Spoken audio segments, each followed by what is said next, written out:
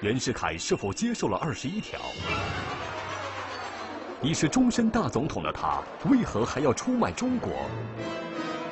袁世凯又是如何背上卖国的骂名？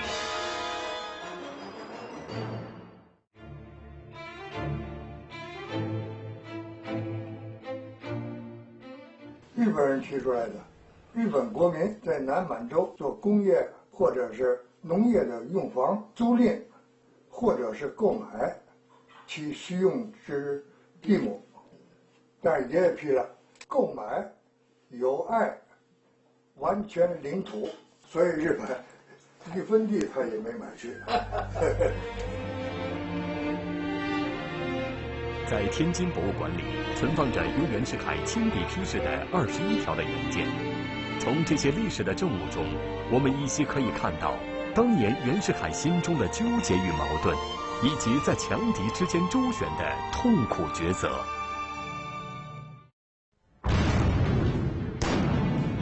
1914年冬天，第一次世界大战爆发，欧洲列强卷入战争，无暇东顾。地处远东的中国并未受到战争的波及。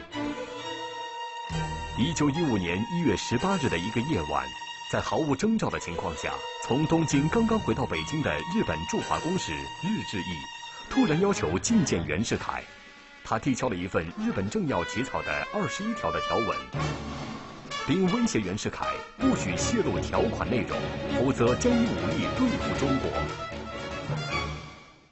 袁世凯将条约文本仔细阅读，日本提出的21条包括5个大项、21个条款。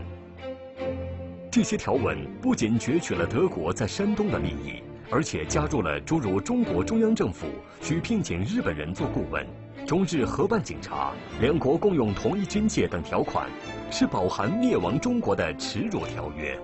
深思之后，袁世凯拿起笔，开始对21条逐条批示。袁世凯确实是没有一条，他是表示了，那么是甘心情愿来同意的。那么这也就证明了袁世凯对于21条呢，那么他是有一定认识的，灭亡中国的这个阴谋是有一定认识的。如有日本国人及中国人愿在东部内蒙古合办农业及附随工业时，中国政府应行允准。这条爷爷批的是办不到。日本人提出的诸多无理要求，让处事圆滑的袁世凯也忍无可忍。在一次内阁会议上，袁世凯询问陆军大臣段祺瑞，如果中日开战，中国能够坚持多久？段祺瑞回答：48小时。袁世凯无奈地发现，谈判是唯一可行的办法，便指派外务总长陆征祥负责谈判事宜。这位慢性子、多礼节的外交家想尽办法把会议程序拉长，使谈判拖延了4个月。而在这4个月里，袁世凯也并非仅仅是在拖延时间。为了争取主动，袁世凯秘密以16万日元运动费支持日本议员竞选，使他们弹劾现任日本内阁。谈判开始1个月后，袁世凯更是以私人身份秘密约见了前《泰晤士报》驻中国记者莫里逊。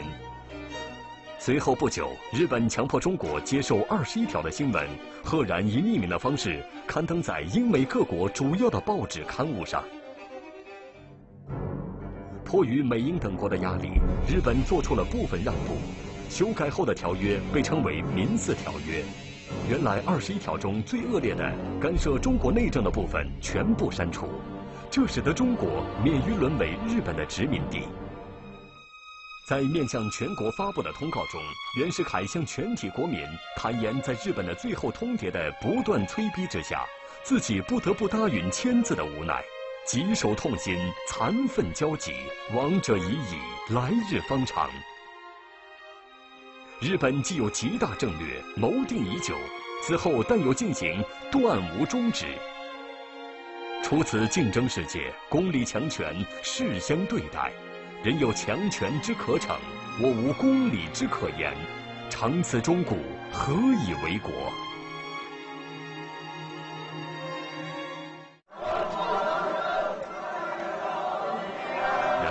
即便是民字条约，对于当时的国内民众来说，也是奇耻大辱。